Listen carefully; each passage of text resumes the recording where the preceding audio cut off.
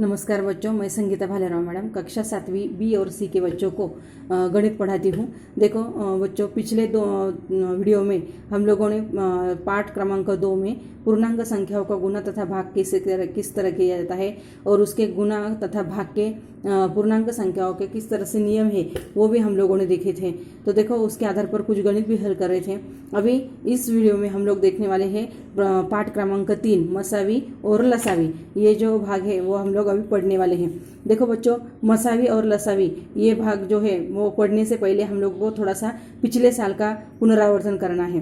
देखो, पिछले साल हम लोगों ने अभाज्य संख्या और भाज्य संख्या और भाज्य संख्या ये हम लोगों ने पढ़ा था।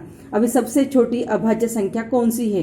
देखो, आपको ये प्रश्न पूछा गया है, लेकिन इसके पहले आप लोगों को अभाज्य संख्या किसको कहा जाता है और भाज्य संख्या किसको कहा जाता है, तो इसका आपको पुनरावर्तन करना पड़ेगा। और इस पुनरावर्तन के लिए मैंने आप लोगों को अभाज्य संख्या किसको कहते हैं, भाज्य संख्या किसको कहते हैं, सह अभाज्य संख्या किसको कहते हैं, इन सब का अध्ययन जो है पिछले साल का वो हम लोग पुनरावर्तन में इस वीडियो में करने वाले हैं। वो करने के बाद आप लोगों को प्रश्न संग्रह 10 जो है इसके आधार पर आपको हल करना है। इसलिए आप लोगों को ये बिल्कुल केयरफुली जो है वो आप लोगों को समझ लेने का है। तो सबसे पहले हम लोग देखेंगे अभाज्य संख्या और भाज्य संख्या किसको कहते हैं। तो देखो बच्चों, यहाँ पर मैंने अभाज्य संख्या जो है यहाँ पर कुछ संख्या लिखी है। अभी देखो, ये जो आप लोगों को 1 से लेकर 50 तक के अंक जो है, तो इन संख्याओं के विभाजक आपको लिखने के हैं। अभी विभाजक लिखने का इसका मतलब क्या? तो ये जो संख्या जो दी है मैंने, ये कौन कौन से पहाड़े में आती है वो लिखने की है। जैसे उदाहरण के तौर पर देखो, मैंने यहाँ पर 1 से लेकर 20 तक संख्याओं का करके दिखाया है। इस तरह से आप लोगों को 1 से लेकर 100 तक संख्याओं का खुद बनाने का है और बहुत आसान है। पिछले साल हम लोगों ने ये सब करके किया है। अभी सिर्फ पुनरावर्तन के लिए यह हम लोगों को फिर से करने का है, तो ही हम लोग मसावी और लसावी जो है ये भाग हम लोगों को बहुत ही आसान हो सकता है। अभी सबसे पहले हम लोग 1 से शुरुआत करेंगे। एक जो संख्या है इसके विभाजक हम लोग देखेंगे। अभी देखो, एक जो संख्या है ये किसी पहाड़े में आती है क्या? नहीं आती है, क्योंकि एक जो संख्या है ये किसी भी पहाड़े में आती नहीं है। इसलिए मैंने उसके सामने देखो यहाँ पर क्रॉस किया है, यानी क्या, तो यहाँ पर गलत का चिन्ह किया है। तो इसीलिए ये जो एक संख्या जो है इसको हम लोग क्या करेंगे, गोल करेंगे, क्योंकि ये संख्या जो है वो न तो अभाज्य भी है और भाज्य भी नहीं है। मतलब ये भाज्य संख्या भी नहीं है और अभाज्य संख्या भी नहीं है, क्योंकि ये किसी पहाड़े में आती नहीं है। इसीलिए एक छोड़ दिया। दूसरी संख्या है 2 जो है वो कौन से पहाड़े में आती है? मतलब इस संख्या को किस किस से भाग कर सकते हैं? सिर्फ 1 से कर सकते हैं और 2 से कर सकते हैं। और इसीलिए 2 के विभाजक कितने हो गए? सिर्फ 1 और 2 हो गए। उसके बाद 3 ये संख्या जो है ये भी सिर्फ किसके पहाड़े में आती है? 1 और 3 के पहाड़े में आती है, दूसरे किसी पहाड़े में नहीं आती है। उसके बाद 4 कौन कौन से पहाड़े में आता है? यानी 4 संख्या को किस किस से भाग किया जा सकता है? तो 1 से भाग किया जा सकता है, 2 से किया जाता है, 4 से किया जा सकता है। उसके बाद 5 देखो, तो 5 जो है ये भी सिर्फ 1 और 5 के ही पहाड़े में आती है, दूसरे किसी पहाड़े में भी नहीं आती है और दूसरी किसी संख्या से भाग भी नहीं कर सकते।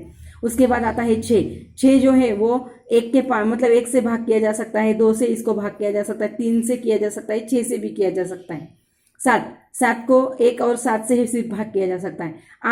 8 जो है इसको 1 से भाग किया जा सकता है, 2 से, 4 से और 8 से। इसका मतलब हर एक संख्या को पहले 1 से भाग किया ही जा सकता है, क्योंकि हर एक संख्या का एक विभाजक जो है वो कॉमन सामायिक होता है, सामान्य होता है, वो होता ही है। उसके बाद 9 को सिर्फ हम लोग 1, 3 और 9 से ही भाग कर सकते हैं। 10 उसको 1 से, 2 से, 5 से, 10 से भी भाग कर सकते हैं, यानी ये उसके विभाजक हो गए 1, 2, 5, 10। उसके बाद 11 को सिर्फ 1 और 11 से भाग कर सकते हैं। 12 उसको 1, 2, 3, 4, 6 और 12 इनसे भाग कर सकते हैं, इसलिए ये उसके विभाजक बन गए। 13 उसको सिर्फ 1 और 13 से ही कर सकते हैं। 14 उसको 1 से कर सकते हैं, 2 से कर सकते हैं, 7 से कर सकते हैं, 14 से कर सकते हैं। 15 उसको 1 से भाग कर सकते हैं, 3 से भाग कर सकते हैं, 5 से कर सकते हैं और 15 से कर सकते हैं। 16 जो है इसको 1, 2, 4, 8 और 16 से कर सकते हैं। 17 को 1 और 17 से कर सकते हैं। 18 को 1, 2, 3, 6, 9 और 18 इनसे कर सकते हैं। और उसके बाद 19 को 1 और 19 से कर सकते हैं। और 20 को 1, 2, 5, 10, 20 इन संख्याओं से भाग कर सकते हैं। तो इसका मतलब अगर आप लोगों ने थोड़ा सा गौर से देखा होगा कि हर एक संख्या जो है उसका एक जो है वो सामान्य विभाजक है। देखो हर एक संख्या का एक जो है वो सामान्य विभाजक है, यानी क्या, तो एक जो है वो सबका सामायिक विभाजक है, लेकिन बाकी संख्याओं का जो है वो अलग अलग आ सकता है। अभी इसमें देखो, सबसे पहले हम लोगों ने देखा, देखो 2 जो है ये सम संख्या है, 2 जो है ये सम संख्या है, लेकिन इसके सिर्फ 2 ही विभाजक है, एक और वही संख्या।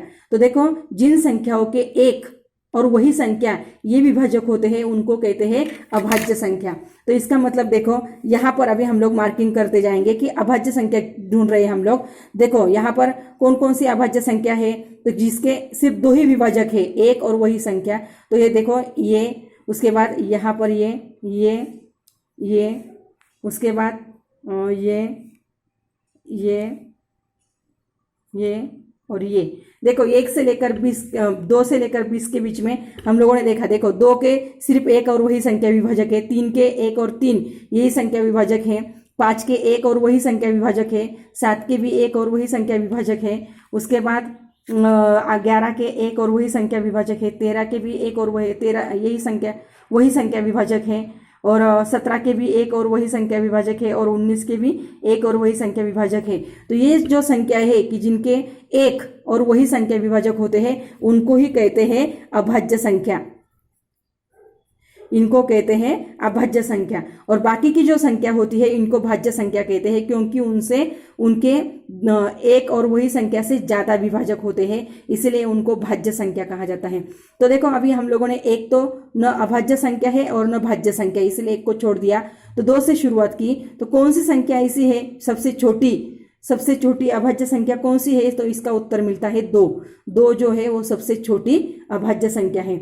उसके बाद अभी आप लोगों को दूसरा प्रश्न दिया जाएगा कि 1 से लेकर 50 तक इस तरह से आपको करते जाने का है, और उसमें से अभाज्य संख्याएं जो है वो इस तरह से गिननी है। अभी आपको समझ में आया होगा कि अभाज्य संख्याएं किस तरह से समझ में आती, किस तरह से ढूंढते हैं। तो आपको देखो, ये वीडियो देखने के बाद आप लोगों को सिर्फ एक यही होमवर्क करना है कि 1 से लेकर 100 तक के संख्याओं में आपको सिर्फ अभाज्य संख्या कौन कौन सी है वो इस प्रकार आप लोगों को करके आप लोगों को ढूंढ कर रखनी है, क्योंकि अगले वीडियो में हम लोग सह अभाज्य संख्या किसको कहते हैं वो देखने वाले हैं। धन्यवाद।